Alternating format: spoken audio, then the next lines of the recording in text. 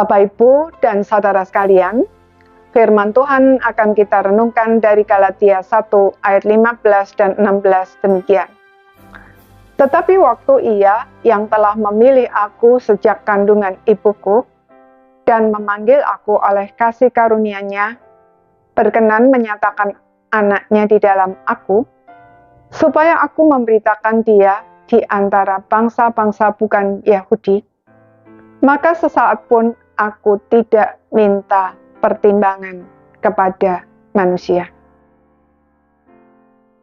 Saudara-saudara sekalian, menghadapi tantangan dari para pengajar palsu yang meragukan kerasulan Paulus dan ajarannya, Paulus menegaskan bahwa panggilannya bukan berasal dari manusia, melainkan dari Allah.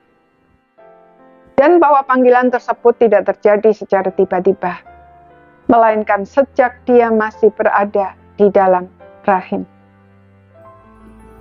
Semua pengalaman hidupnya merupakan sarana untuk mempersiapkannya menjadi orang yang sesuai dengan panggilan hidupnya, sampai waktunya tiba Tuhan menyatakan diri dan mengutusnya.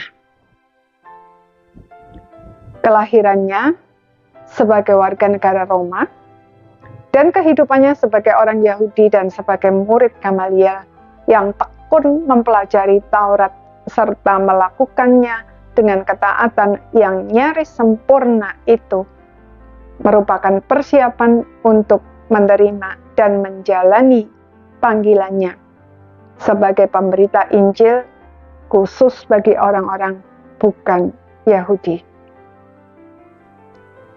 Memang, sebelum mengalami perjumpaan pribadi dengan Tuhan Yesus, Paulus telah gagal paham terhadap kitab Taurat, kitab Nabi-Nabi, dan kitab Mazmur yang sudah dipelajarinya sejak kecil itu.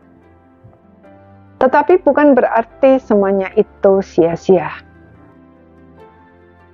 Pengetahuannya yang sangat mendalam terhadap firman Tuhan itu justru menjadi modal yang sangat penting bagi Paulus untuk memahami seluruh rancangan Allah bagi umat manusia.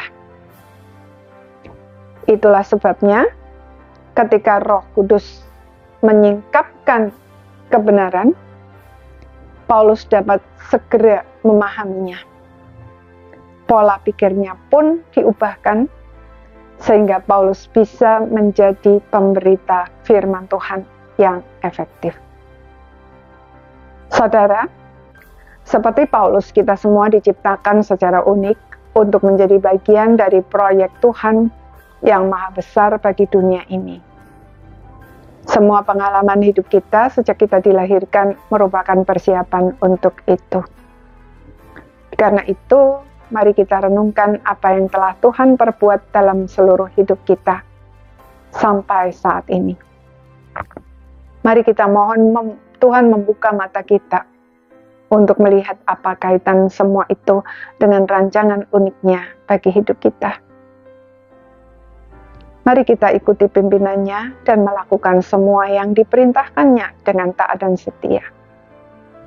Maka ketika tiba saatnya, Tuhan menyatakan dirinya kepada kita dan mengutus kita, kita sudah siap untuk menjadi alat kemuliaan-Nya.